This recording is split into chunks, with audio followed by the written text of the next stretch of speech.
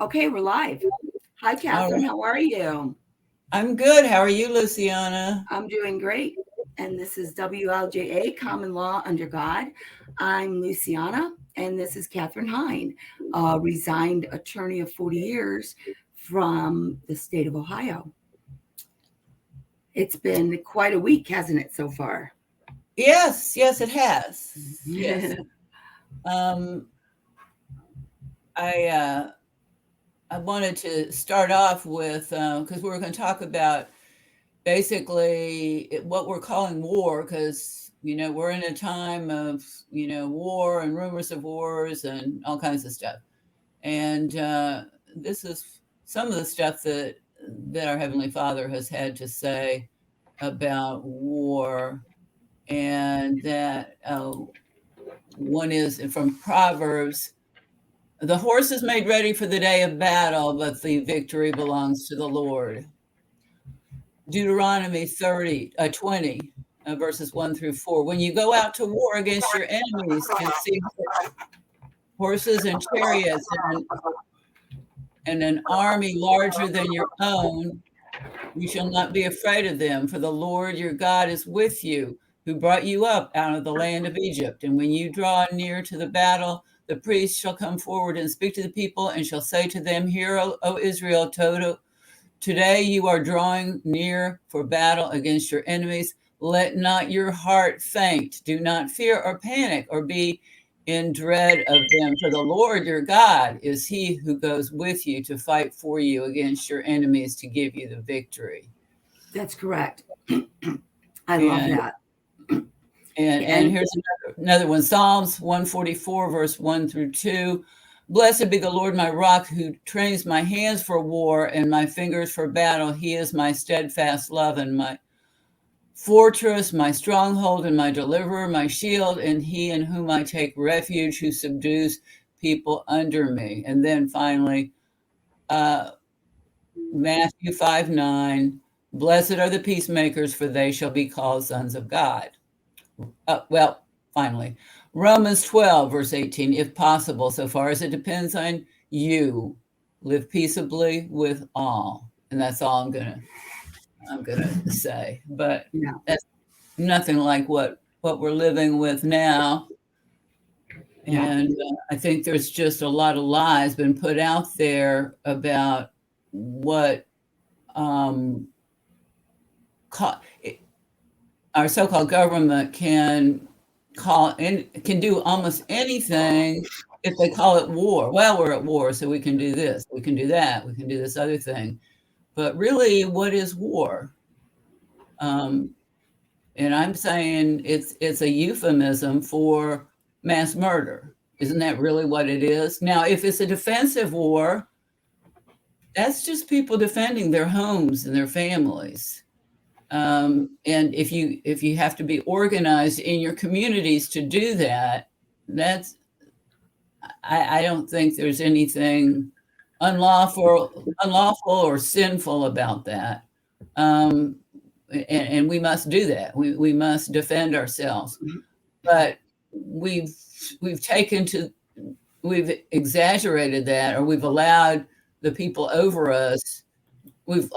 be over us and to tell us, oh, we have to go to foreign countries and kill women and children and drag them out of their homes in order to be safe. We can't feel safe as long as somebody somewhere doesn't agree with us about something, and we have to go kill them if they're on the wrong side. So that's really what it's turned into. But really, if you trace the history of so-called warfare in on this continent, on the North American continent, going back to the Revolution, and I don't know, I'm sure this slogan has come about even before the American Revolution, but it's the first casualty of war is truth, right? Don't we all know that? And one of those we saw that casualty being, the casualty of truth at the signing of the so-called Victory Treaty, the Treaty of Paris. And I don't know how many people are aware that the victory that the colonists obtained on the battlefield, which was a defensive position, to eject the invaders of King George, was surrendered in the Treaty of Paris. And I think we've mentioned this before a few times. 3 bar members did that: John Jay, John Adams, and Benjamin Franklin. The Treaty of Paris, if you look it up, never specified that we would be truly independent. There would be a show of pseudo independence, but there would never be real independence. And that continues to this day. Yeah. At least in their minds. But that's them, and that's their fictitious, bar member world, their corporate world, which was even corporate then.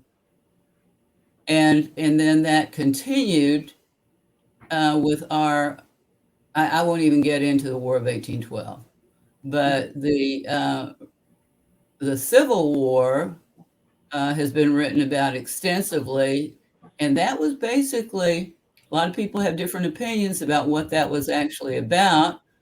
Anybody want to talk about that? We have Angie on here. Hi, Angie. Hi, Angie. Hold on a second. How are you doing? I'm not doing too bad. Okay. All right. It's good to see you again. Yeah. Go ahead. Is Nikki on, or I'm not sure. It says they need to connect their mic and their camera. Okay. So all right. If she does that, we can get her on. Yeah. Apparently, well, as far as the Civil War, and which it looks like our corporate public servants who think they're our masters really want that for us. But the one from 1861 was really because of what the North perceived as a breach of the contract of the social compact, the Union contract that the Southern states agreed, and of course this was post-Constitution, that there would be a nation that would be based on consent of the people. Well, the people of the Southern states stopped consenting, and the Southern senators walked out of Congress in, I believe it was 1861, and making Congress no longer have a quorum. Wow. So that was a clear manifestation that, like any services contract, I mean, if that's what the social compact is, you're the government, you will provide services for us, the people, and we will pay you a certain amount or whatever for that, and for our common defense. And we were okay with that. And that's what the Articles of Confederation specified in 1781. But then little by little, the public servants decided they wanted more power, and they started changing the Constitution. We got the 1787 Constitution, which brought in interstate commerce, the power to regulate interstate commerce. And that was, of course, a power that was abused. Anytime you're seeing we have authority because we say so, is probably not really authority. Now, there's other stuff in the Constitution that says we agree we won't do this to you. You have these rights and we won't take these rights away. We can always use what our enemy admits to. But just because our enemy makes a self-serving statement that they're entitled to this, they're entitled to that because they said so, that doesn't make it true if we didn't consent to it. And we really never consented to any of these constitutions after the 1781 Constitution. We the people voted for delegates anyway. So the Civil War was, a fit of pique by the North because they needed funds from the South, and they wanted to have the Union, and it was clear that if slavery had to continue to preserve the Union, then that's what it would be. It was not over slavery. Lincoln said that if I can preserve the Union and keep slavery, I will do it. But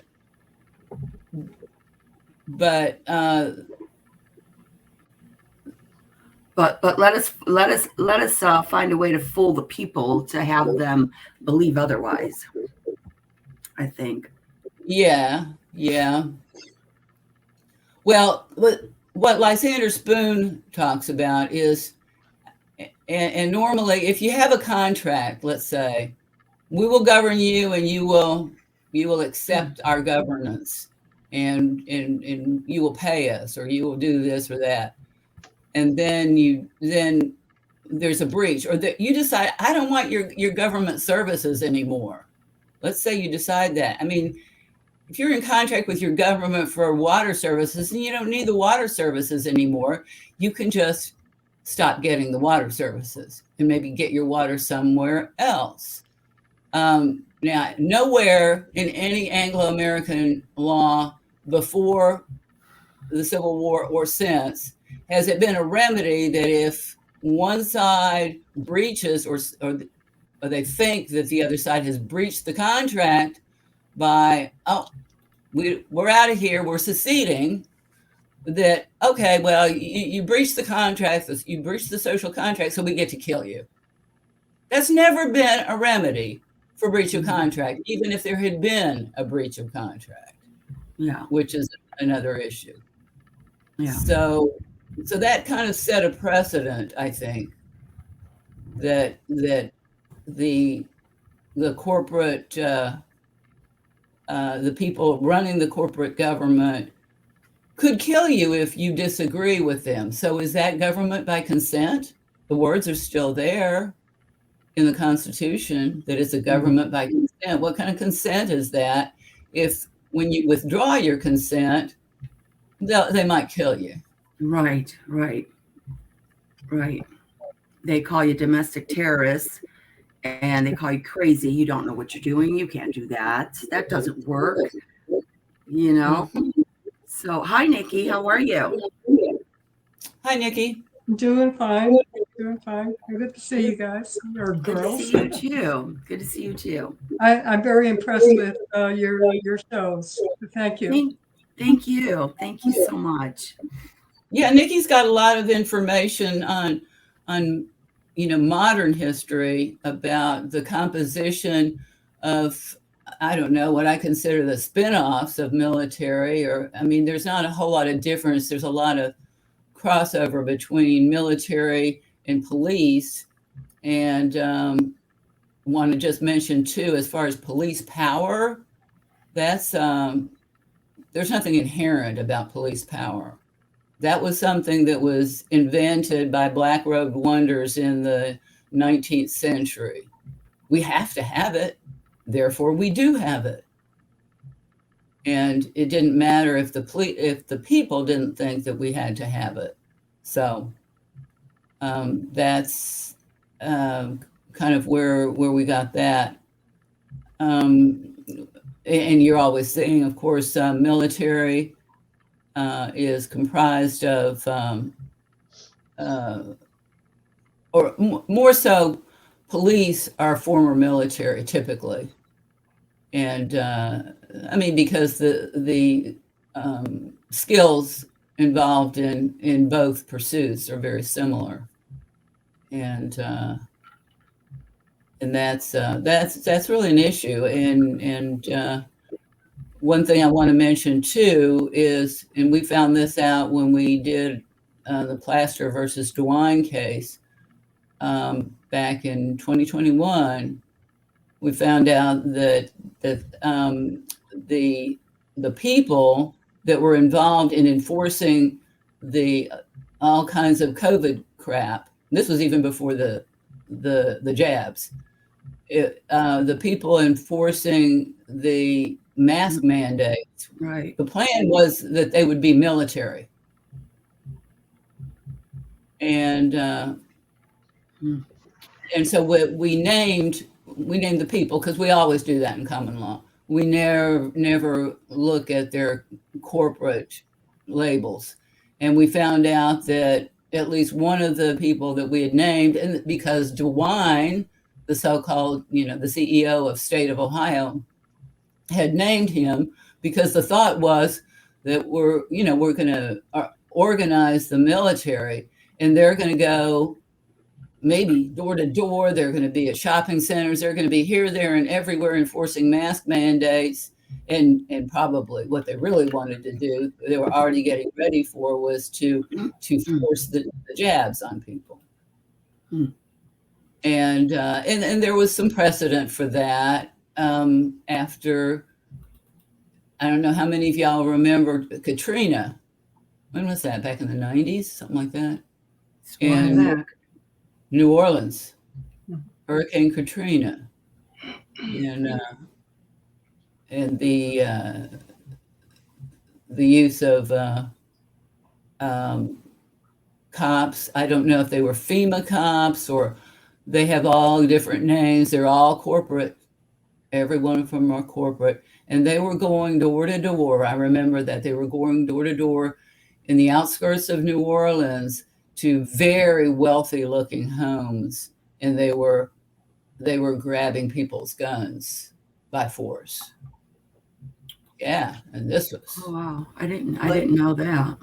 If Yeah. I may, I didn't either. This if I was. may. Yes, please. Yeah, and the thing is a lot of people don't realize that when the military went all volunteer in 1971, they were 70, 71, somewhere around there, depending on the branch. But when they went all volunteer, are we getting an echo? Or is it just me? Not too bad. You want to mute the rest of us, Luciana? Yeah, we could try that. Okay. Maybe. We'll see. Go ahead, Nikki. I'm sorry. Yeah, when the military went all volunteer under the Social Security number, they were already getting paid with a coin or with a currency that breached Article 1, Section 10 of the U.S. Constitution. It says that nothing but gold and silver shall be used for payment of debt, or or what they call it, tender. So payment. And they were already getting paid with a foreign coin prior to them going all volunteer under the Social Security number. Prior to that, they had a military number. So when they did that, they essentially became a mercenary force, by definition, obligated to serve corporate interests on foreign soil. Okay? So that ties everything that you're saying, Katrina, into or Catherine, I'm sorry. It kind of ties everything together. Doing what they did because that's what they get paid to do. And this is foreign to their soil, as far as being a mercenary. What you're referring to as foreign soil? Can you hear me now? Yes. Yeah. I know I'm so muted. You're talking about that the land mass of America is foreign to any corporate entity. I can go in a bit deeper into that hole, into the root of the problem. 1787, in the 1787 Constitution, We, the people of the United States, okay, they established it for the United States of America. When you search that document for of America, you'll find that it's only in there 3 times. Everything by secession and acceptance goes into the 10 miles square. Okay, so, and another thing about that Constitution is that if you look at the dictionary definitions, and I have a website that I put this on already. If you look at the dictionary definition in 1785 Johnson's Dictionary for the word states, you will see that it has one definition, and this is also in the 1828 Webster's as well. Okay. And that is nobility. We, the people of the united nobility, in order to form a more perfect union for ourselves and our posterity. And looking at the definition in 1755 Johnson's and 1785 Johnson's and the 1828 Webster's, you'll see that esquires are the younger sons of noblemen. So does that tie a lot of this stuff that we're dealing with today? Does it kind of bundle it a little bit? Nikki, Okay, you mentioned ahead. you have a website where you explain all of this. What is the Yes. website? What is it? It's theultimateweapons.blogspot.com. And the ultimate weapons is truth and integrity. Okay? It's not, get a gun. It's nothing like that at all. And I'll put in the chat area here. Okay, that'd be great. There you Yeah. go. Contemporaneous exposition, those are legal words, as I understand it. That when a contract is entered into, at the time the contract is entered into. So it's been fraud since the get-go. We have been duped into unconscionable and adhesive contracts. There's a lot of things, law words that can be used for a lot of this stuff. And in addition, I put on my blog, and you will be able to see that Title 18, okay, Title 18, U.S. Code, 18 U.S. Code, 1961 and 1962, prohibited activities. Receiving the Federal Reserve notes, there's it's foreign to Article 1, Section 10 of the U.S. Constitution, and so on and so forth. So, they're dealing in a controlled substance when they're dealing in the money system that we're having to deal in. Oh, you've If got. you search it, if you just do, Control F and look for of America, you'll see it's only in there 4 times. And if you click on the 1787 Constitution in the blue, you'll come up with the transcription. Okay, where is that? To the left here? No, just down. It's all blue. Oh, right there. Okay. Yeah. Okay. Just click it on. Oh, okay. And then you're right on the site, and you'll see that the wording is exactly the same. And if you do a Control F and of America, look for, and you know how to do the Control. Yeah. You said of America. Of America, of, and the word OF, AMERICA. Oh, correct. 3 times it says 1, 2, and 3. Yep. You see that?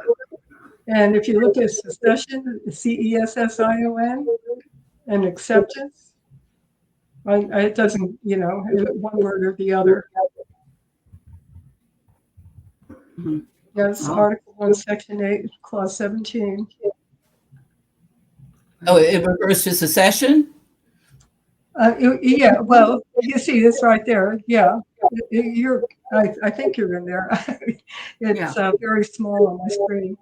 Yeah, it's small on mine too. Yeah. Yeah. Yes, with the secession and acceptance of the particular state. And state means republic or, anything else. So, or even a state of one of the 50 states, when it starts accepting the coin under the Ashwander doctrine, the Ashwander rules, that they can't complain. They're getting, the notes.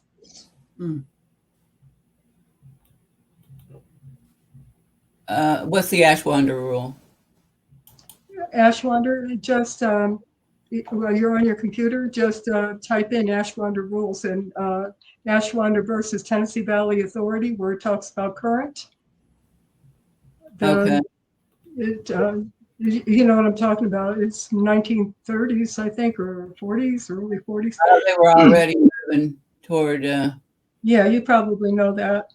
I didn't know the specific case, but yeah. They were easing us into using funny money. Yeah, current actually in the 1891 Black's Law Dictionary, that's the first edition, the word current is a unit of exchange that's accepted. So that's an adjective. So when I hear politicians talk about our current democracy, our current, what do you call our Constitution and things like that. And I go back to what these words really meant. I thought to myself, oh my goodness, we're in trouble. We're in trouble. Yeah. We are. It's because words are missing from our vocabulary or they've been changed. But the meaning of those words, when these things came about, is very important at this juncture that we're in. And that goes back to the Declaration of Independence. They saw this coming. When in the course of human events, it becomes necessary for one people, a unified people, to put a number one there. So 1, 2, 3 step, put a number one there. Comes, yeah, when in the course of human events, it becomes necessary for one people to, number one, dissolve the political bands which have connected them with another. It was the Whigs and the Tories back then. Back in Yeshua's day, it was the Pharisees and the Sadducees and the scribes, right? And today is the Democrats and Republicans. And then it goes on to say, and to assume amongst the powers of the earth the separate and equal station to which the laws of nature and nature's God entitled them. Decent respect for the opinions of mankind require that they should, number 3, declare the causes which impelled them to the separation. And as you can see, I'm all about, helping people declare the causes that lead to the separation. Right. What state are you in, Nikki? I'm sorry. What state are you from? Yeah, I'm in Pennsylvania. Oh, okay. Where are you? Ohio. Oh. A neighbor, but I'm on the other side. New York is my neighbor. Oh, okay. Yeah, okay. But the thing is, I mean, there's been, I always refer people back to the 1793 decision of Chisholm versus Georgia, and that admits that the people are the source of all law. So if the people want to reject this law of warfare, the law of prize, the law of admiralty, and all that was created by others that wanted to impose their will on the people, they're free to do that. Yeah, I agree with you about the corporate media and their use of the term democracy, just on and on and on, when that term is never used in the Constitution, even not even the 1787 Constitution. Yeah, they're and by saying our, and knowing what that preamble, how it really reads, I'm thinking to myself, oh my goodness, they're telling us what they're doing. We're just not getting it. I think a lot of us would be okay with the original 1781 Articles of Confederation. I think that's the only one the people actually did, through their delegates, kind of agree to. Yeah, and that's what actually led me to doing the research as to why I had somebody had given me back in 2012. They had given me a what do you call a certified copy of the pen version of the declaration, not declaration, but the Articles of Confederation. And there was a group of us, and we were talking about why are they tearing down the statues in the South? And it came to our understanding that they don't want people to know that the Articles of Confederation are perpetual. So if they're perpetual, they still stand. Sure, But Mhm. I'm sorry. Well, when we were going through each one of the articles in there, the first one says the style, STILE, shall be the United States of America. And style is like a turnstile. That is an entryway from one enclosure to another. So that is contract law. You go from one to another, you have to pay to get through a turnstile, years ago. And then what also we noticed is that some of the S's were capitalized and some were not. Right. And that's when I started to look into the dictionary definitions of, why is some capitalized and some not. And it tells right in that article, in the Articles of Confederation, what they had planned to do from the get-go. Those who were in charge of that, their creator, when you go on with the Declaration of Independence, that we hold these truths to be self-evident, that all men are created equal and they are endowed by their creator. There were no transition word between the first and the second paragraph. There were some in that, assembly saying, because we hold these truths to be self-evident, that our, creator of the laws of nature and nature's God. That's his way of doing things. There was others saying, although we hold these truths to be self-evident, our creator was much harder.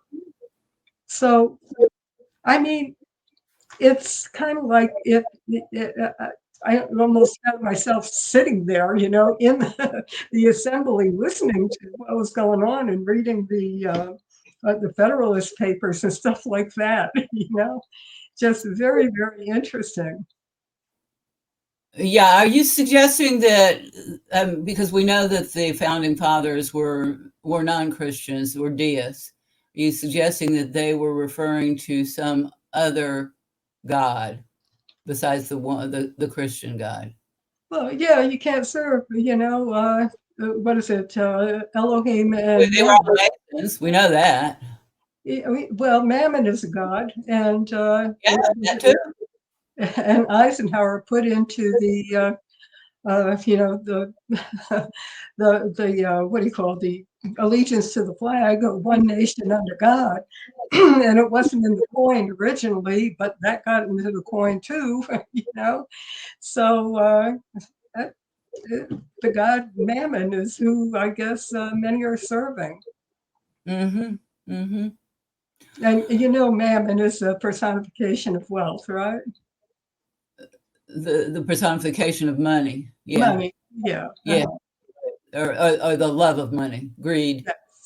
Yes. Yeah. Very interesting. But getting back to, what we wanted to address on the broadcast about the military and I've been interested in, the inducements that there have been historically for people to serve in the military, and that's gone on for thousands of years. Mm-hmm. And often it was, had to be done by force and through conscription. And then that really never changed.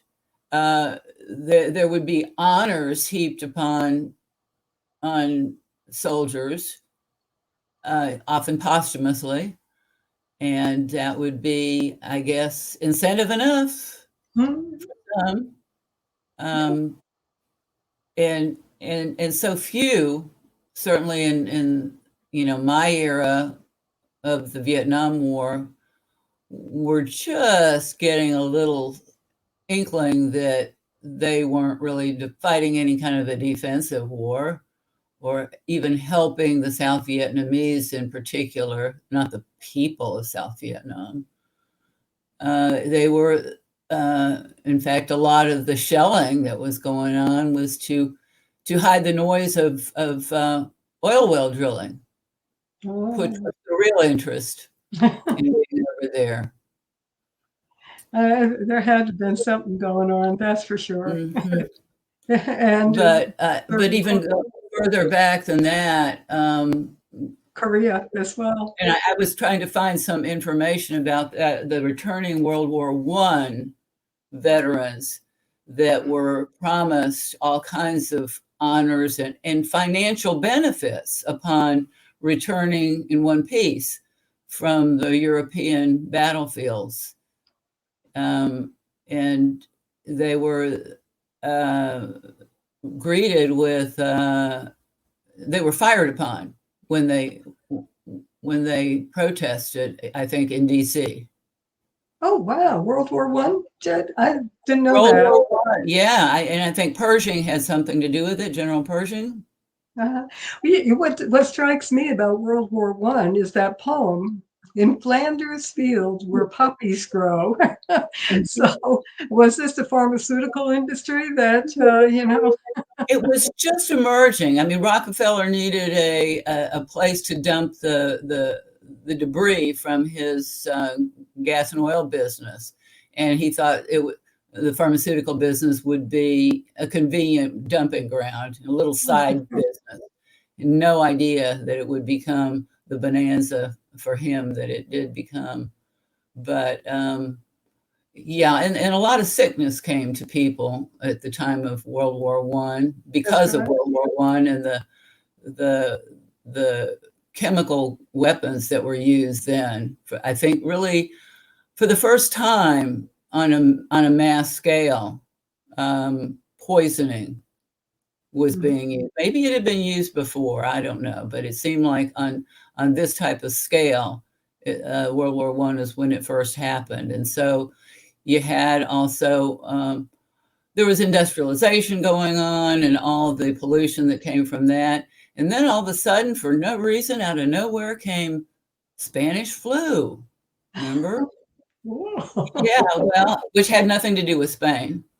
No. But Spanish flu was, an example of the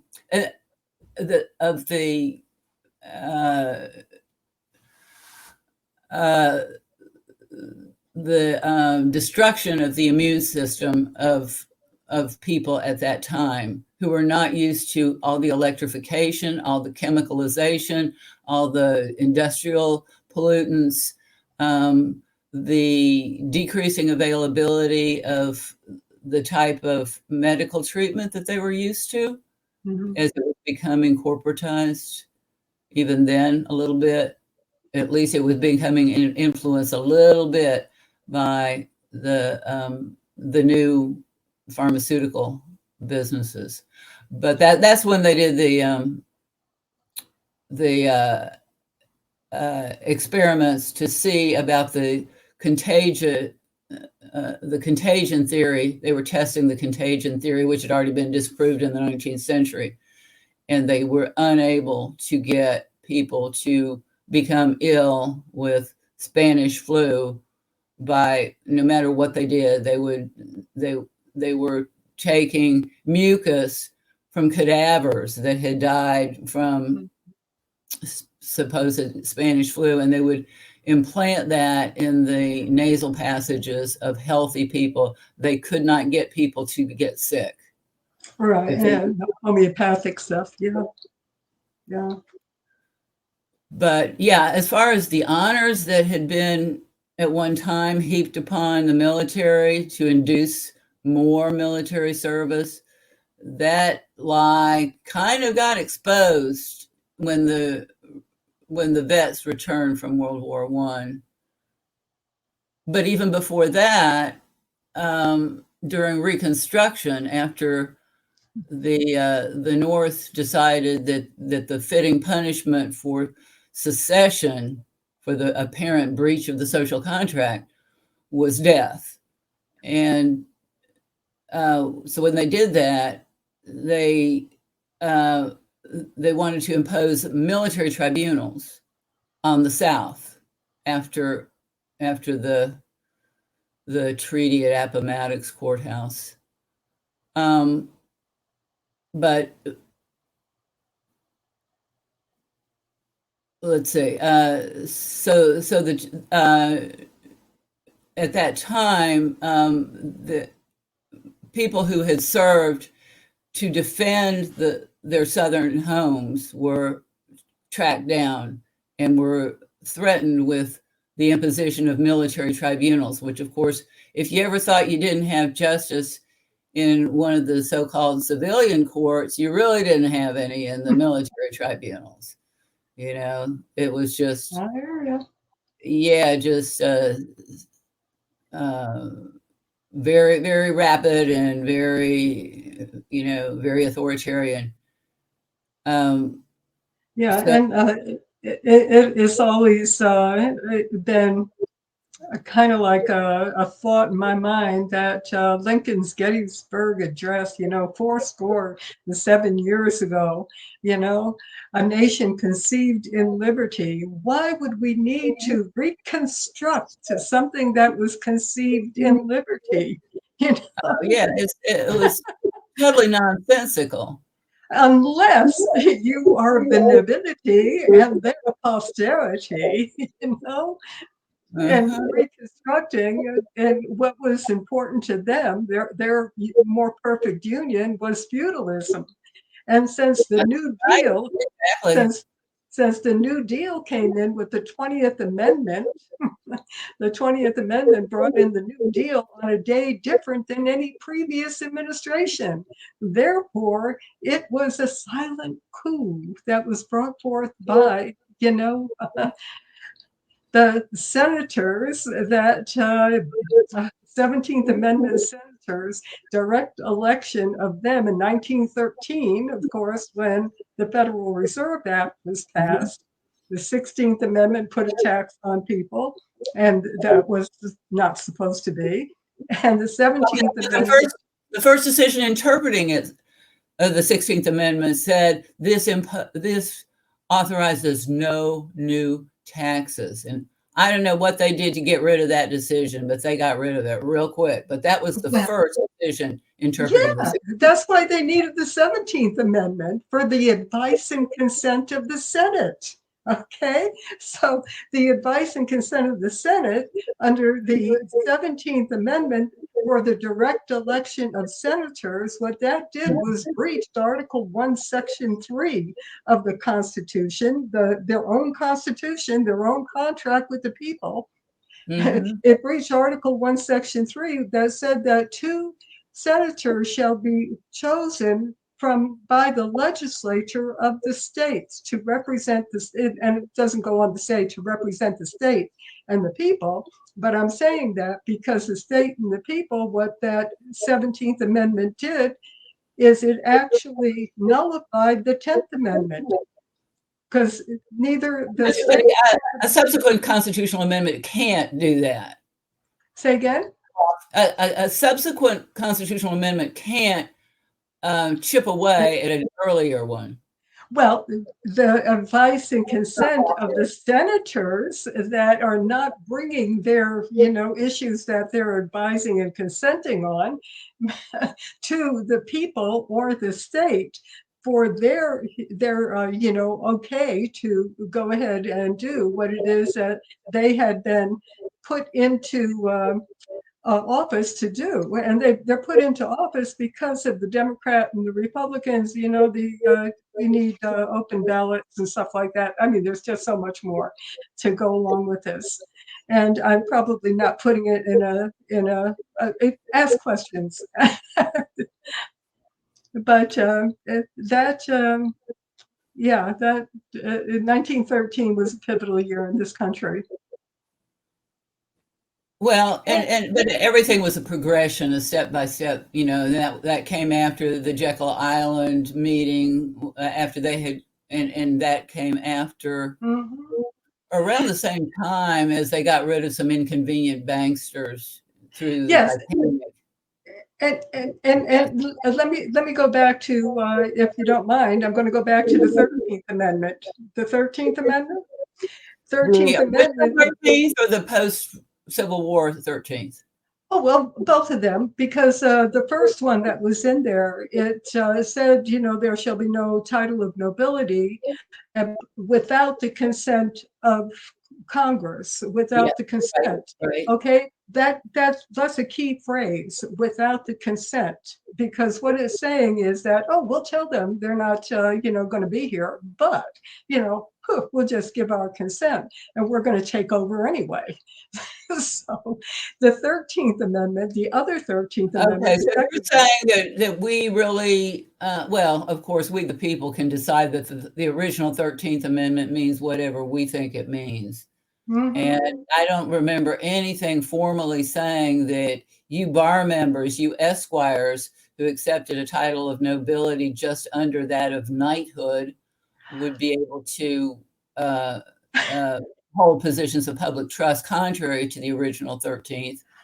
But And the preamble says that it is for us, because the nobility and we are their posterity. I Know don't what think I'm I don't saying? think the people understood that to mean that though. But and the language was purposely ambiguous so that people Yes, would it be was. deceived. Yeah. Yeah, but going to the 13th Amendment that we have now, it says that there shall be no involuntary servitude, and then it's got like a comma, except as duly convicted of a crime within the United nobility or any place subject to their jurisdiction. And a lot of people don't read that there's a second section of that. And in the second section, it says Congress shall enforce this by appropriate legislation. Well, if they're not enforcing involuntary servitude, what are they enforcing? Especially under secession and acceptance contract law. And, you'll be Well, that's why duly convicted of a everybody who's in crime. the penitentiary is there by consent. Everyone in the penitentiary is there by consent? Is that what you said? Yeah, that's what's been said. I've heard Yeah, that I around mean, circles. So they have to create that theory to justify what they do. I But hear but, you. but when you say the 13th Amendment we have now, we never stopped having the original 13th. It was never repealed. Right. And it, Exactly. and Yeah. it was ratified by the requisite number of states. So it passed. And when we've served notices on people on bar members, pointing that out to them that they may not hold positions of public trust, they never dispute that. They don't, do they? Never. Never. We've done it by, I don't know, 10, 15 times, and they never do because they know what they are. And I was a member for a while. I didn't know. When I found out, that's when I resigned. Took me a long time. I know a couple of others in your shoes. So, yeah, I hear you, and I appreciate all that you guys do. Guys, gals, what I'm saying. Well, there's no reason. And I'd like to address people out there and that are considered, the good guys among the attorneys, if there is such. I don't see how you can participate in their, murderous corporations, though, and still be considered a good guy. But let's say you can.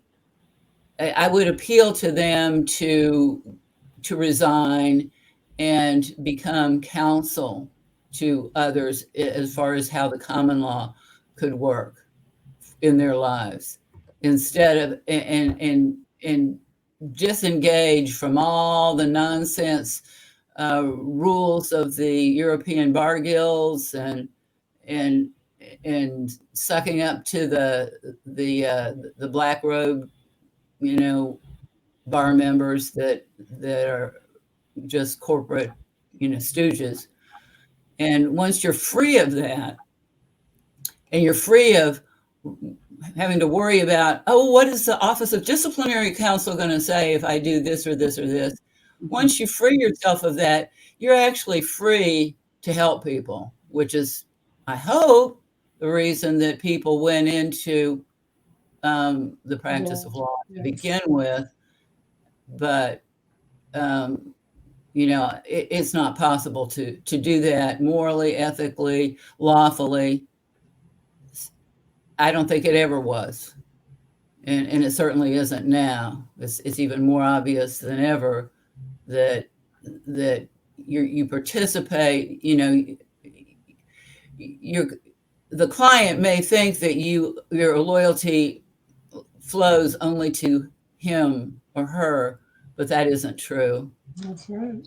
And it's a constant conflict of interest. So I urge attorneys out there who are having trouble with their conscience to pay attention to, and I think even in God's word, he addresses, woe to you lawyers. And I'm not sure I remember the rest of it, but he knows the potential for deception that is rife in the so-called legal profession. And it's unnecessary. You can really help people a lot more.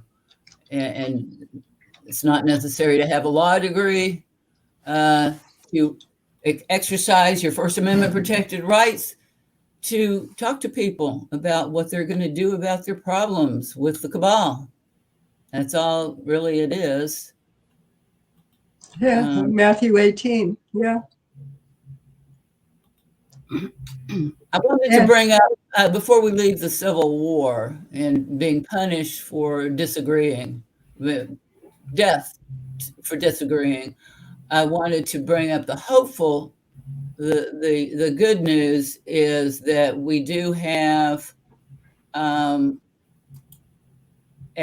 decision from that era, and it's called, I know I pulled it up, the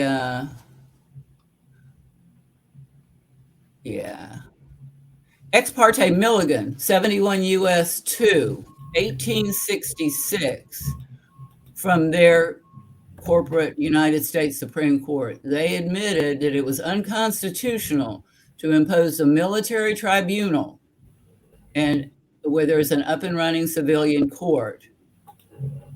And of course, what they were calling the up and running civilian courts were themselves evidently military tribunals, as evidenced by the type of flag that they fly. And I'm no expert on the flags. You may be, Nikki, I don't know. But I suggest that what we've been subjecting ourselves to without knowing it all this time has been military tribunals. So once that's really clear and we can establish that they are military tribunals with our 3 notice process and all kinds of ways, and we don't have to put up with that, because as long as we have a true court, they have no authority, and they have admitted it. They wouldn't have to have admitted it, but they did. And because, we decide what the lawful forum should be for our disputes. And there have been non-military fora like that going back to Bible times, back to the time of Moses. Absolutely. And that's why I mentioned Matthew 18. If you have a problem with someone, you go one-on-one. And it'd be good if the local court system would just make sure that the person responds, and either they can work things out, full acceptance or conditional acceptance, and then maybe a mediator could handle that at that particular point in time. I don't think there's any salvaging of the corporate system. I don't see how. Well, are you I- familiar with the claim of cognizance? Are you familiar with claim of cognizance? Oh, I have heard of the Oregon people talk about that quite a bit, but that presupposes that you've got a superior court over an inferior court, theirs being the inferior court. I don't consider that they're running a No, court of law. no, that's not what that's about. It's about handling things, make it as an issue between two courts, not between the Yeah, person between two and- courts, exactly, between two courts. But that assumes that they're running a court. They're not running a court. They don't meet their own definition in Black's. No, they don't.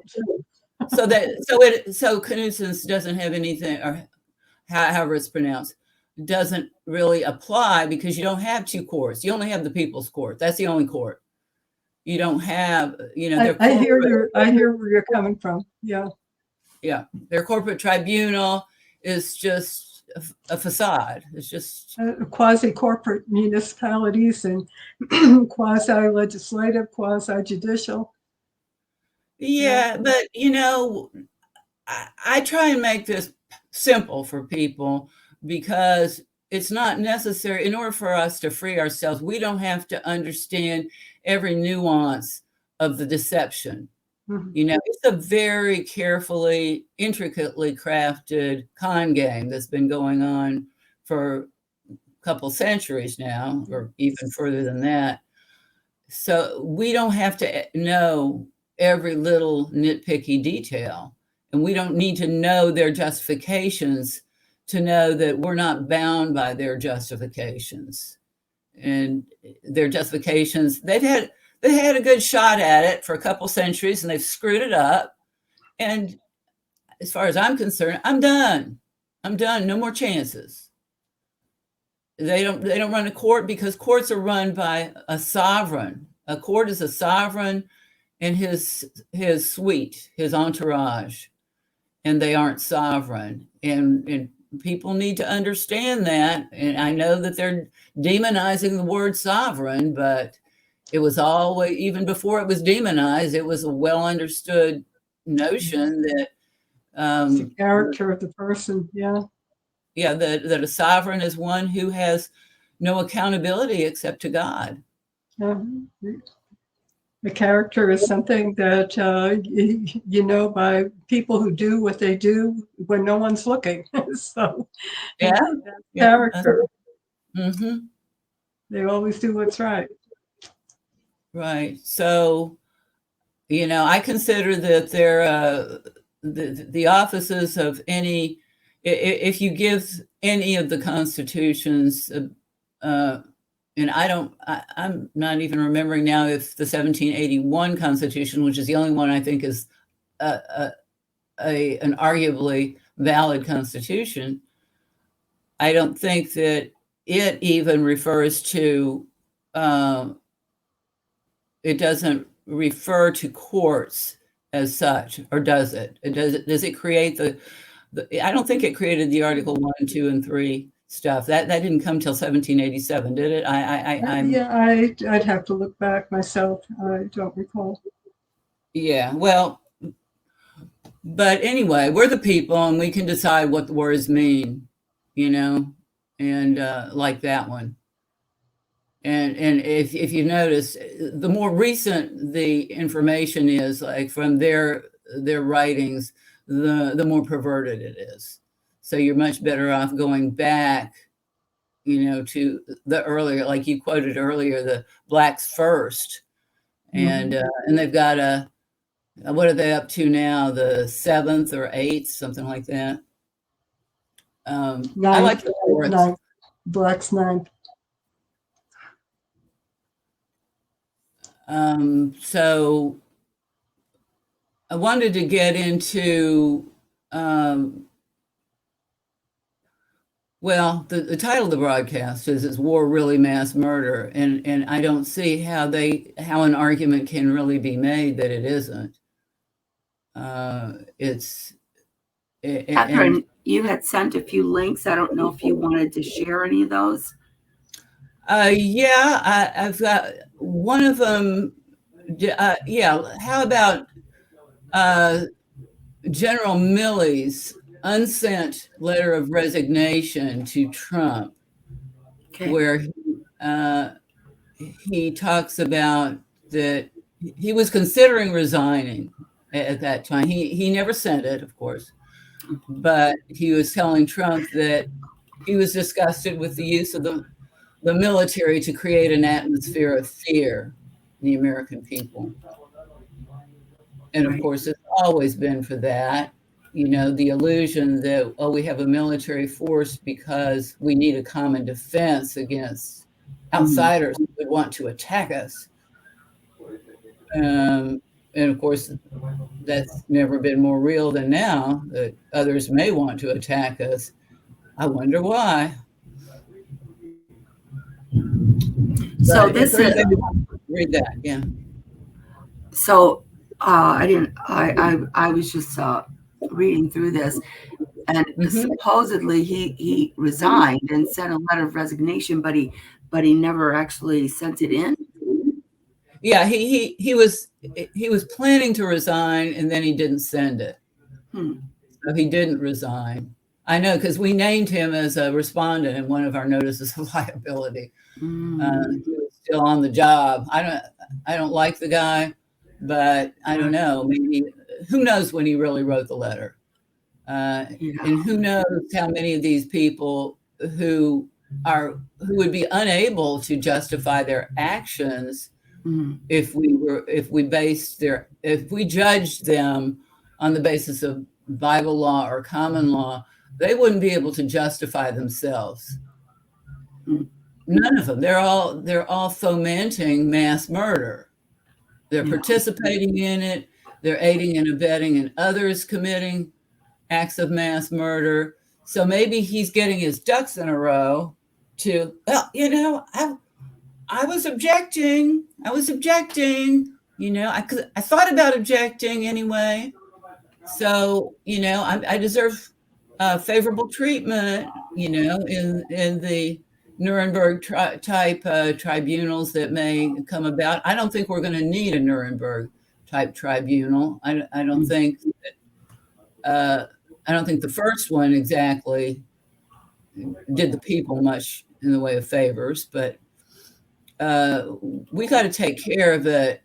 Every man or woman in every country, in every land, really needs to take on their own claims.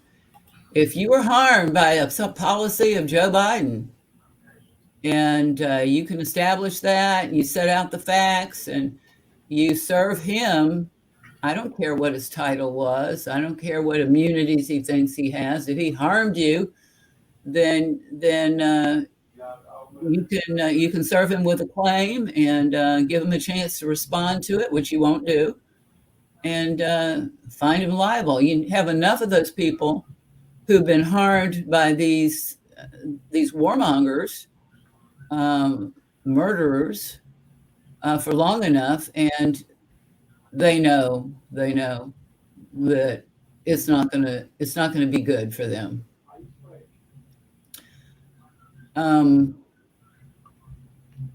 Then I wanted to bring up the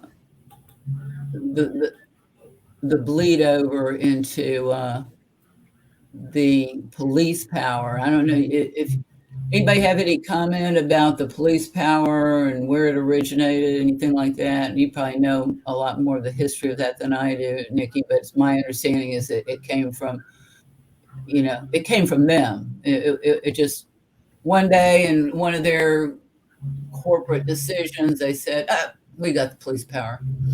We said so. We have it. Well, here in Pennsylvania, it seems like it originated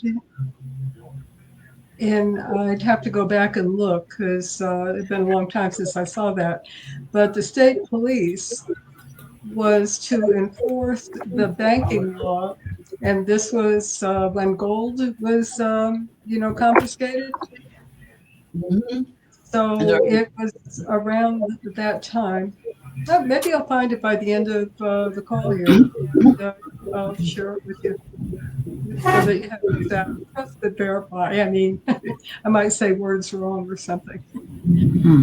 But they were working for, I mean, police have generally always worked for the corporation, Yeah. pretending to be our government. So what do corporations do? They have one purpose and one purpose only, to make money. So And the police enforce laws, so they're law enforcers. They're not peacekeepers. they don't enforce law. They enforce corporate Codes. policy that we call law because we've been brainwashed. It isn't law. They enforce corporate code, corporate policy. I've been encouraging people to think of it that we are the soil of the Republic and this beautiful tree of liberty that was supposed to have grown within us, but with our help because of the nutrients being fed. But no, now we have GMOs on us, government mandated ordinances. We've got to clean up our soil, the soil of, liberty and peace and happiness and prosperity. Well, we're going to have to be good stewards, and we've been terrible stewards of the planet and of our own infrastructures and our own. We were meant to not have rulers, but we can't seem to resist the temptation to have a king. We always have wanted to worship other people instead of God. And that's, a character flaw that we just can't seem to shake off, or at least most can't seem to shake it off. Or they don't let their voice be heard. That's not what they're into. So they pretty much consent to it by keeping quiet and doing what they're told by their masters, who they choose by not saying, my master. God is my master. Right. Yeah, if you wanted to post the Albert Luima 1997 case, I remember that when it happened. You see that from the New York Post. Apparently it's getting new attention because the perpetrator cop, who was apparently on the job when he did this, he raped this man with the sharp end of a broken broomstick handle. Oh my God. Yeah. Did you want, should I play it? Well, it's just an article. If you just post the article somewhere. Oh, okay. Because there was a video here. Oh, was it a video? Okay. I'm not sure how long it is. Let's see. I think. What's going on there, Jojo? You all right, pal? No. Hold on. There's an ad. Okay. Oh, sorry. Nothing but love in my heart for all of New York City. Oh, I guess he was released early from wish prison. everybody well that was involved with my case. I have nothing but love in my heart for all of New York City and everybody in my case involved, especially Mr. Levine. I wish you all peace. I just want to rebuild my life at the pace that I'm able to. God bless everyone. Okay, now Albert Luima was the victim. I think he was the victim. He's the one we heard, right?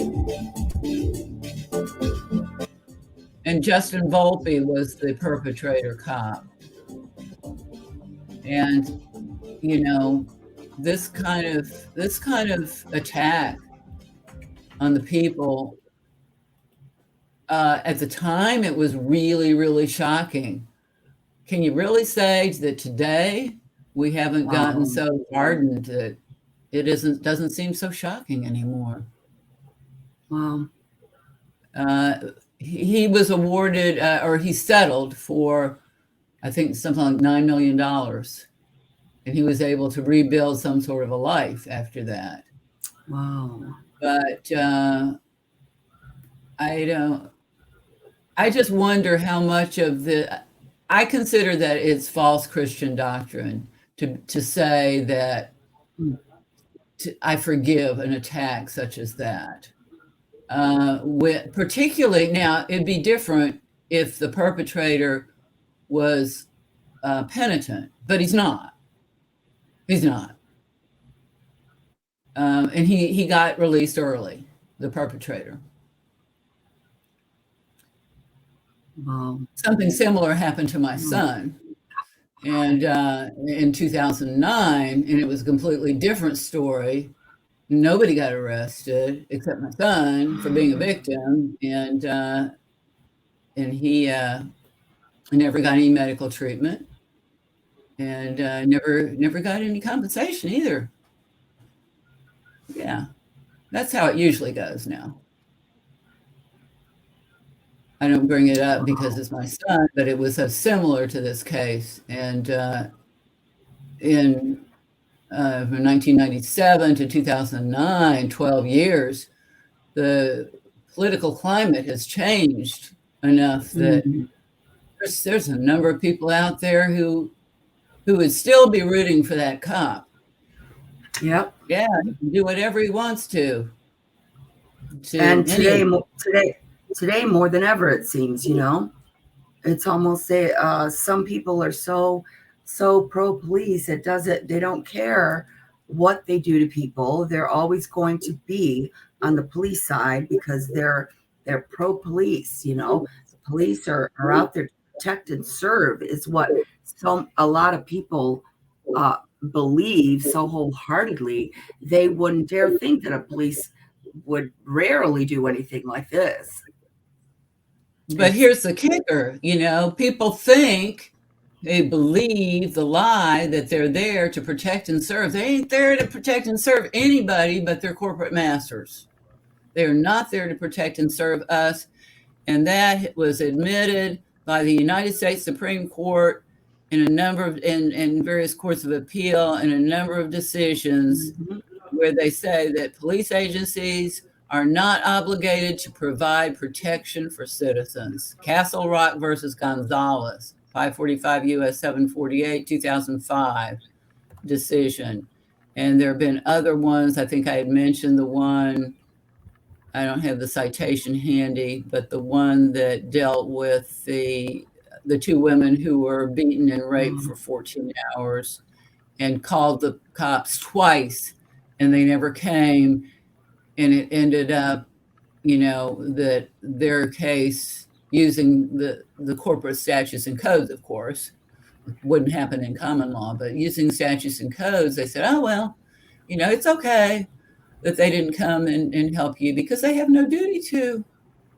There's no duty, there's no wrong when you violate the non-existent duty, see? That's how that works. Jeez. And it's the same deal with so-called child protective services. And that's the Ducheney versus Winnebago County something. It's a U.S. Supreme Court decision also. And they also said when a child was murdered under conditions where it was very foreseeable, of course this child is going to be murdered. And whoop, lo and behold, he's murdered. Well, we had no duty to protect. We had no duty to take that child away out of that home. No, they're too busy taking children out of good homes rather than, they're more likely to take a child out of a good home than they are to actually protect a child, since they have no duty to protect the child. And the corporate purpose that they're serving is better served by taking children from good homes because their parents are going to be able to afford attorneys and so forth, and they'll be filing, and there'll be, fees generated through the court registry investment system. And so it does make more sense in their corporate system to to have it that way, that there is no duty to protect the people. And that isn't that the common law crimes of barratry, maintenance, and champerty? Barratry Yes. is the exciting of lawsuits. Maintenance is the maintaining of them by members of the bar, and champerty is the splitting of the spoils, basically. I thought champerty was like the fomenting of disputes that otherwise wouldn't really be disputes. Mm-hmm. And they do it because they get a paycheck. Yeah. Right. Yeah. There's money to be made in disputes. The more virulent the dispute, the more money can be made. But I'm looking here, and I'm gonna, if I'm able to, I will post the oaths that military, and I think it's something similar with cops, take upon assuming their duties. It looks like they're, and I'll post it for all to see here if I can. Maybe I'm not able to. What were you trying to post? It's just a couple of paragraphs that I had extracted. I'm not able to do that. Okay, I can send it to you in an email, and maybe you can. Okay. Or you could put it in the chat. I'm trying to put it in the chat. It under no circumstances am I going to be allowed to put it in the chat. Okay. No, I don't know who's able to put things in the chat. I see other people. We have. You have to be not on the call to put it on the chat, I guess, right? No, me, Nikki, and Angela have been posting in the chat. I'm talking about the chat here that we're in, not the YouTube one. There's a private chat and comments. Yeah, the private chat on the right-hand side. In the StreamYard. Or you could just go ahead and send it in an email, Catherine. I have not seen. I thought we were in StreamYard, but apparently not. So, okay. So I'm sending it to you now. There's two oaths, one for a commanding officer and one for enlisted people, I guess. Okay. So, but the only thing I wanted to make a note of there was that the oath is to, I do solemnly swear or affirm I will support and defend the Constitution of the United States. In other words, the cabal, against all enemies, foreign and domestic. They changed that. They changed that in 1962. I was in the Navy in 1961, and my oath had "of America" in it. And in 1962, the oath was changed to the United States of America was taken out as an enlisted person. So I'm kind of familiar with what was happening at the time. And data processing, I was a machine accountant. They don't even have that rate anymore. They have it data processing techs now. I learned how to wire boards and things like that. But we were military personnel were being outsourced of the data processing field pretty much. And they were bringing in civil service. Civil service workers can't be fired, right? Unless they really do something wrong. They were laughing about how they were putting codes in the Fortran and the COBOL language of the day, for computers, because it was job security for them.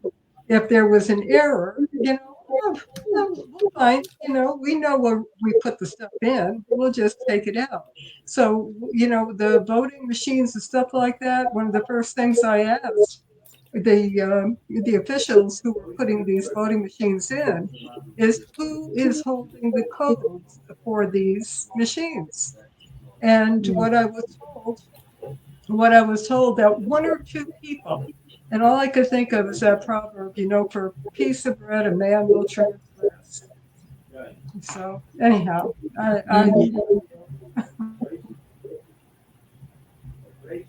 Okay, and then when it comes to oaths, I just sent you another email, Luciana. Okay. I don't know if you were able to post the one I sent you about the oaths.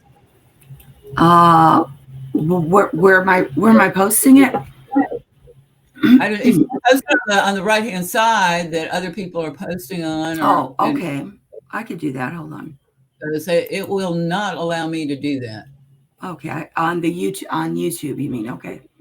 Yeah. I'm on StreamYard. Okay. Yeah, it won't. Okay, on YouTube, foreigner. Okay. It won't let me post the entire thing. It did here. No, it didn't.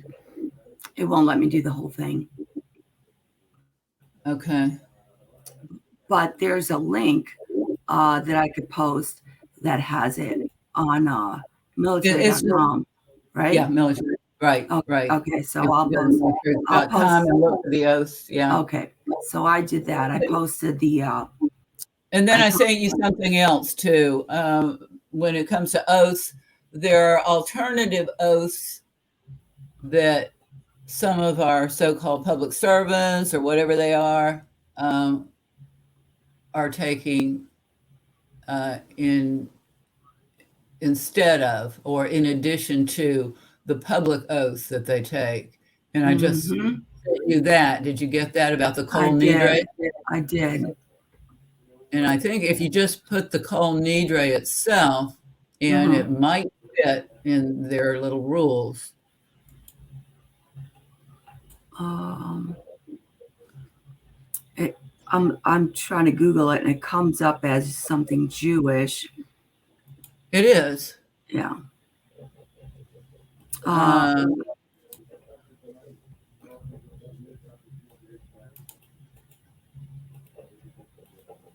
Okay, whatever their oath is, there's also this other oath. Okay. Okay, I posted that. That includes the words, all vows that we are likely to make, all oaths and pledges we are likely to take between this Yom Kippur and the next Yom Kippur, we publicly renounce. So they renounce those public oaths.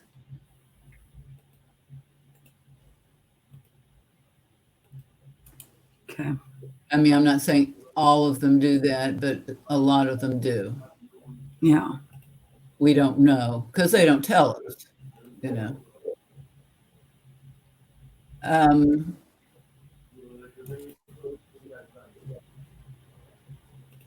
Okay.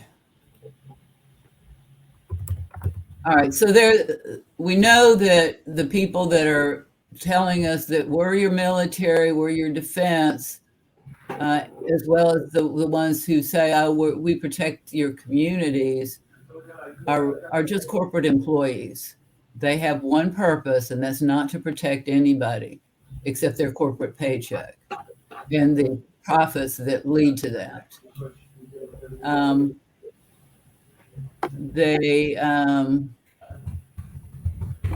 right, so they don't have, when you couple that with the fact that they have no duty to protect us, their superiors have told them they don't have any duty to protect us. And they have an affirmative duty as corporate employees to make a profit. So that's what they're doing. It's pretty clear. And can we really afford this? Can we really afford to pay people who make money hurting us? Someone put in the comments, how important is an oath? Well, I think it's something sacred between the one taking the oath and God, but for those who don't believe in God, it probably doesn't mean much at all, does it? Doesn't seem to mean much to them. No. Not at all. Absolutely not. Absolutely No. not. And for instance, a lot of their codes and such state that the oaths that they take should have the seal of office from the person administrating the oath. And we're finding that hardly any of their oaths have the seal of office from the person administrating the oath. And some believe that the reason they don't put it in there, knowing that it's against their own codes, is that if they ever get sued or whatever, called out on that, oh well, you violated your oath of office. They could come and say, oh well, there wasn't a seal on it, so the seal wasn't there. So actually, it wasn't really a valid oath of office. So you could get in trouble for not having a valid oath of office, but what harm is that going to do anybody, right? But we've been looking for oaths of office for quite a few years, haven't we, Luciana? Have you ever seen anybody get in trouble for violating their oath of office? I haven't. Never. And I've never seen anybody get in trouble for perjury. No. And there's so much perjury going on in their private corporations that, in their so-called courts, tons of perjury going on in there. And I never see anybody paying any kind of price for perjury. And I never see there's laws on treason and explaining what treason is. And you never see a judge or anybody going down for treason. When's the last time you heard of that? Well, treason, it sounds good, and everybody likes to accuse them of treason. But when you really look at the definition, it's kind of slippery. It's really kind of hard to it's giving aid and comfort to the enemy. But that could mean anything. It's not really that specific. I'd rather deal with the simple garden variety common law offenses, crimes and torts that they're committing all the time, that there's just no question about. And they, for some reason, when they're presented with a notice that you did this and you did that and you did this other thing, these are the facts, the who, what, when, where, and how, then, and if we're wrong, tell us. But they don't, because I don't know if they're fearful of perjury, because when we frame it the way we frame it, it might appear that it's easier to enforce a perjury accusation if they were to attempt it. And we're not saying, and our notices typically don't say anything that's false. And we make a concerted effort to make sure that what we're saying is true, and they don't dispute it. They might dispute our authority to do so without specifying ever. And we had one guy do that once, and he didn't even specify anything. I mean, it was just kind of more of a hurled insult. I mean, yeah, I get it. There's no end to the contempt they have for us. I understand.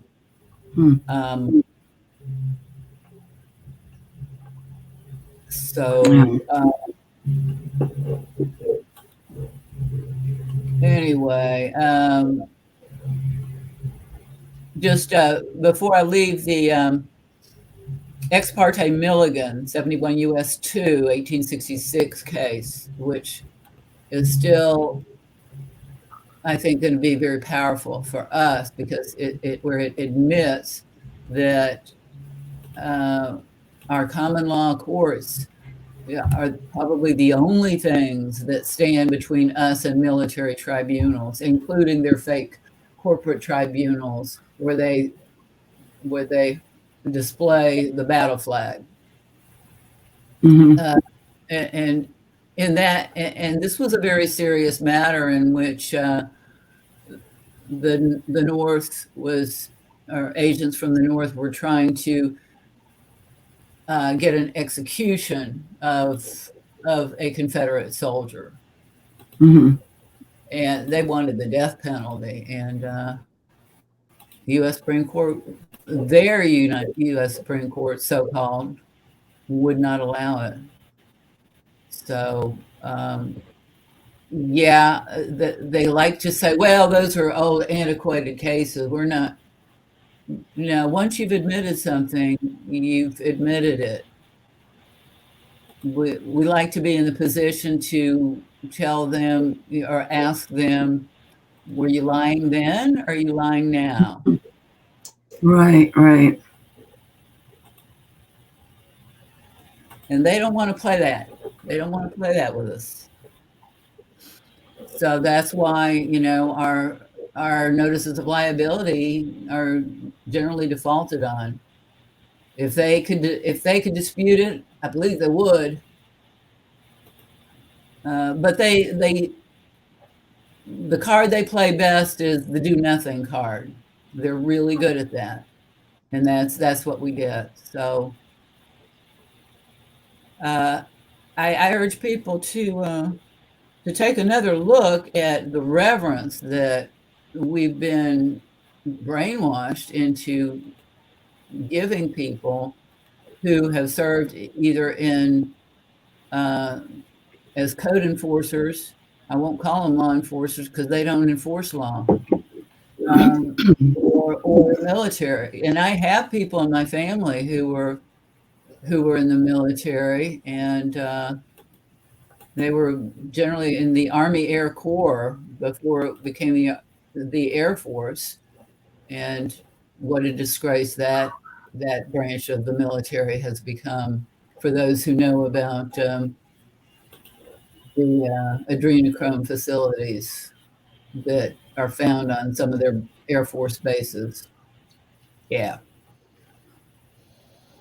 So I don't have any personal animosity against American military, since my grandfather, my uncle, and my fiance were all in the military. And at the time, they drank the Kool-Aid too. They thought what they were doing was honorable. They thought they were defending their country. And then I know with my fiance that he a couple months before he died, he came to realize that he had been duped. And his father before him, serving in World War II, had been duped. And his grandfather, who had served in World War I, had been duped. And it did finally come together for him. You know, anybody can be duped, but let's don't stay there. Right, right. And I think that by staying there and worshiping people who are committing acts of murder is not something that our true sovereign, our Heavenly Father, is going to understand that we're that we ought to be doing. And Or I don't think also, I don't know, I doubt that he's going to be okay with true Christians or his people sitting back and saying nothing when it happens, just watching it happen and going on about their day, or, you know, just, oh, well, there's nothing I could do about it. Oh, that's too bad. And well, yeah, they're going to do what they're going to do. I mean, you got to stand up at some point, you know. Right. You've got to stand up at some point. And you know, people might not know, well, what can I do? Have you ever been harmed by these people? And did you just swallow it? Stop swallowing it. You can do a notice of claim, and you can get a contract with them at least, and you may be able to get a judgment if you you and friends form a true common law court. You can get a judgment, and that's going to that's going to make an impression. The more of us who do it, the more of an impression it will make. It's like water on rock, you know, little bit at a time, little bit by little bit. And sometimes we get, you know, we don't have to go through the entire 3-notice process. In minor disputes, people recognize, oh, now that I see it in black and white, I did this and I did that, and I can't dispute that. And the law does say this, and it's probably, you know, not something I can reasonably dispute, even if I hired an attorney. Mhm. So I may as well just resolve this early. And that's oftentimes what happens for most people who are, at least if they're not decent people, they remember what it is to be decent, at least. But then you have those that wear black dresses and sit on a stage called judges and such that well, it's true. They're literally in a black dress sitting up on a stage, and many people worship them. But they are pretty much actors, and when they're given notices, they also do not respond. They know they're guilty. Many of federal crimes committed, and so a lot of times federal crimes against the most vulnerable, like innocent children, the elderly, and such. And in the notice, we state the crimes that they have committed, and they never respond. They know they're guilty of it, but the reason they don't try to fix what they've done is because in their cases they have a huge blue army that protects them. You know, they have the police, and they have all these other armies that they have strategically set up, and who violate their oaths every day and believe, oh well, if this actor that sits on stage in a black dress signed this piece of paper, it's my job to defend that actor in a black dress that's called the judge, no matter what he did. Even if someone proves to me that actor in a black dress called the judge sitting on stage signed a paper that broke federal law, and you show me the federal law that he broke, it really doesn't matter, because I'm police and my job is to protect that actor in a black dress. And that pretty much is what's going on. They violate their oath daily. They don't care. They don't care that these judges are guilty of harming children and signing bogus orders that broke federal law.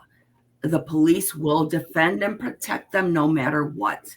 And it's not no matter what, because when it comes down to their own liability, they're going to look out for themselves, and they're going to know that their superiors may not protect them, and it probably wouldn't be the first time that their superiors would throw them under the bus.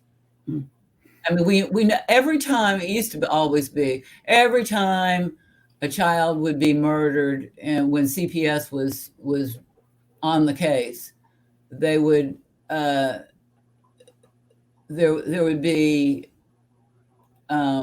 no recourse. There would be no recourse among the superiors, but the hourly worker who is involved would be the one thrown under the bus.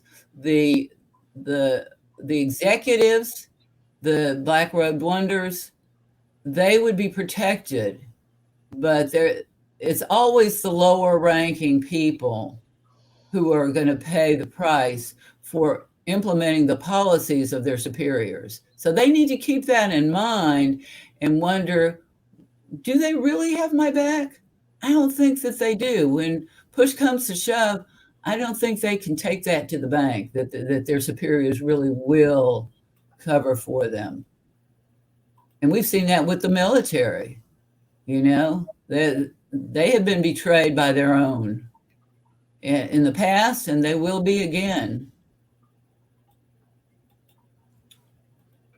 And same way with cops, you know.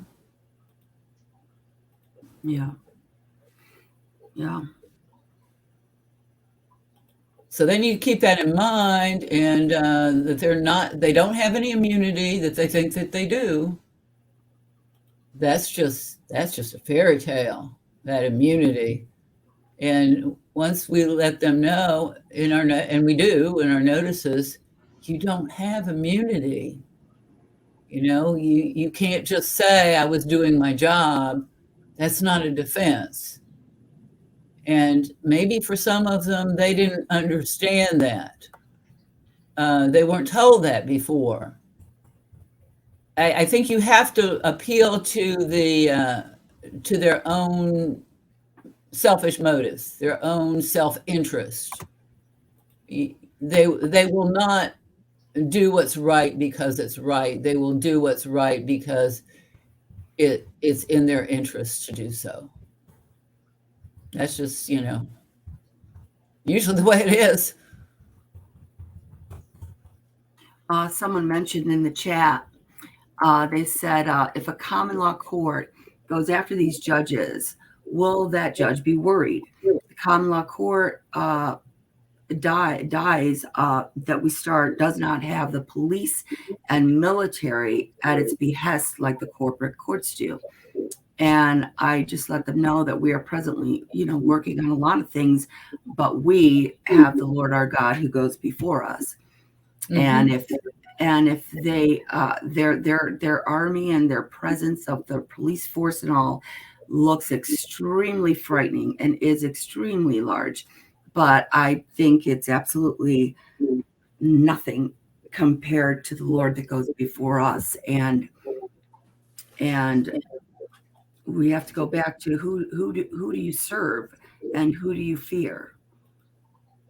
Because we serve a God who is almighty and delights in miracles, and it's pretty exciting to know that.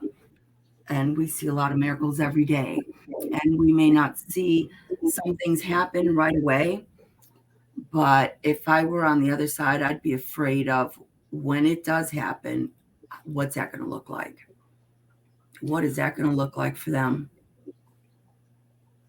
Well, they acknowledge that we, the people, do have the right to organize a militia. I mean, we don't need them to admit it. It's a God-given right to defend oneself. And whether we call ourselves a neighborhood watch, a committee of safety, a security force, or I kind of like the idea of People's Defense Brigade, to emphasize the defensive nature of it. Can you imagine someone who was confronted by violent code enforcers on the highways and needed someone else to intervene? It would be nice to have a true force, that you could call on in your state, in your county. Mm-hmm. And we have some people that are dealing with crimes being committed against them on their property in connection with a wrongful eviction. And, that gets real violent, real fast. Very. And they had some prior knowledge, prior warning that it could be happening. So as a practical matter, then that means that people can be brought in. That, I wonder how some of this stuff would go down if people from a citizens, not citizens, but I don't like to use that word, People's Defense Brigade, a common law militia, show up purely defensively to make sure that crimes don't get committed against the protected man or woman. And we're not there yet, but we will get there. We will get there. And as they escalate their violence, we will have to respond to it. We will. Yeah. So. Yeah. I just want to give a quick shout out to our new friend who's done a little given us a lot of technical help. Our friend Troy. He just emailed us a little issue we were having has been resolved.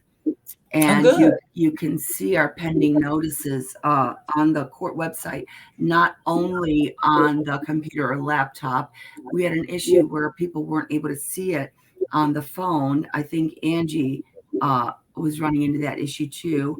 And he was able, our friend Troy, thank you so much, was able to fix that issue while we were here on this podcast, and now it does. Our pending notices are showing up on our court website. So okay, that's great. That's great. Yeah. That's a big relief. Yeah, and Troy's a patriot too. So yeah, it's always nice to be able to do business with other Oh, patriots. there it is. yeah. So thank you, Troy. Yeah. Thank you, Luciana. Oh yeah, Luciana designed the website, and she's been administering it and tending to its needs every time it has a hiccup. Sometimes at 4 a.m. Yeah, oftentimes then. Whatever's necessary, you know. Yeah. We have to do whatever's necessary. Somebody in the chat. Hold on, let me get out of here. Oh, I haven't been paying attention like I should to what's on the chat. In the private chat here in StreamYard, somebody asked, could Catherine please explain Ex parte Michigan again? I did not catch the importance of that. Oh, Ex parte Milligan. I'm sorry, Yeah. Milligan. Yeah. Yeah, that's okay. That was a decision from the United States Supreme Court where the North was trying to impose military tribunals against the people of the South during Reconstruction after the Civil War. And in particular, they were interested in executing this man, this former Confederate soldier. And I don't know the details, but the U.S. Supreme Court basically said they don't have any jurisdiction. Because if you folks in the South, you have your own courts, that's where he should be tried, not in a military tribunal. A military tribunal would be only if there's nothing else.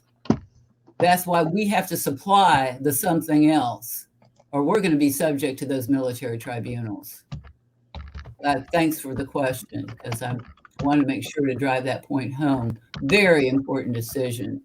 I won't call it very important confession, I should say, by them. And we can sure use it. They can't exactly say that, and they haven't. When we provided public notice of our formation to the cabal members, they didn't say word one that we couldn't do it, because they know good and well that their own case law says we can do it, and there's not a problem with it. So, yeah, Mike Lentini comments, my understanding is the whole birth certificate scam is human trafficking. Yeah, probably so. Common law didn't recognize human trafficking or identity theft either, that happens every time one of them arrests people, in other words, kidnaps them. Then they take their DNA and their other identifiers. Now, human trafficking is not recognized in common law, but it's recognized in their system. And when they're acting in their system and they violate that, yeah, that's a violation. Yeah, that's a criminal act in their system, criminal offense.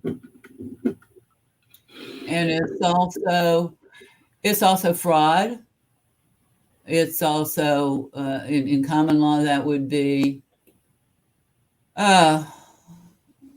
I don't know. I mean, yeah, it's some kind of fraud. They use that for financial. They use the name they created from our birth name to create this artificial legal fiction entity that they use to make money with and to commit other frauds with.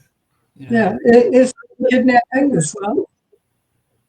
What is it?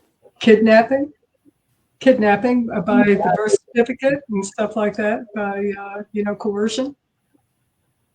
I don't know that just, the creation of the all capital name wouldn't necessarily be kidnapping, because if it doesn't involve, the abduction of a human being. Oh, okay. You're talking about the corporate, not. Yeah, but when they create the artificial entity, a Gotcha. few days after birth, usually when they register the birth. Yeah, I'm thinking of that in terms of kidnapping, because it just seems like it belongs to them, They Parents, do commit bank or anything else. every time they arrest somebody, that's a kidnap. Yes, They have an authority. difference. But it's trafficking, because trafficking doesn't have to involve I hear sexual you. abuse. Anytime they're making money off of, some wrongful act committed against the man or woman, then, and they do, it even though it's against, they're using the artificial entity, they use that particular form of the artificial entity to create confusion about what's the difference between Catherine Hine, normally spelled in the all capital Catherine Hine, and then they make other entities. I mean, if you have a middle name, then they use the middle initial, and they have all kinds of combinations and permutations of that. They'll use the first name with the letter, and then the middle name as if it was a first name. They do all kinds of stuff so that they can have different streams of income flowing from each of the fictions that they created, the securities and the securities that flowed from that. Yeah. Am I missing anybody else's question? I know in the Bible, I believe it's Exodus 21:16, says anyone who kidnaps someone is to be put to death, whether the victim has been sold or is still in the kidnapper's possession. Mm-hmm, mm-hmm. Yeah. And that would be up to the people, whatever they believe is appropriate under the circumstances, considering all the facts and hopefully praying about it. And I believe our decisions ought to be unanimous. So, well, I don't think it's up to us to kill anyone. I mean, or put to death. I mean, that's up to God, of course. But I'm just stating the fact that there are several verses in the Bible that speak about how horrific and how against it kidnapping. The Lord our God is very against kidnapping. I don't think that I haven't found anything in the Bible that to me is real explicit that capital punishment in a people's court would never be allowed. I think that possibility is left open. So, but what we don't want is for people, and that's another reason for having a common law court. What we don't want is people to get so fed up with everything that's going on. And I see this on the pages of social media that let's just go in there, let's just string them up, let's just do this and let's just do that. Well, no. No, then you get accused of being an insurrectionist and blah, blah, blah, blah, blah. There's an orderly, lawful process about it, and let's do that. Let's do that. And they need to, the people who are committing these crimes and torts against the people need to keep that in mind, But they don't want it to get to that point either. So let's behave ourselves. Let's take care of this planet that God entrusted to us. Okay. Does anybody want to comment at all, or offer any other suggestions or questions? Okay. No, I think I'm gonna go ahead and get off of here. I need to get to bed. Yeah. I think we all probably are heading that direction. Thanks for coming on, Angie and Nikki. And Not a problem. There was a great comment in the YouTube just now by Mike. He said regarding putting them to death, or he said that millstone around the neck thing. They don't string them up; they string them down. It's very true. I like that. Mhm. Thank you. Okay, thanks. We'll be back next week at same time, Thursday night at 9 Eastern. Mhm. And see y'all there and bring your questions. Okay. Thank you, everyone. So Thank you. next Thursday at 9:00. All right, you guys have a great weekend and a good night. You too. Good night. Yahweh hon. bless. Bye-bye. Thanks, everybody. Thanks, Catherine.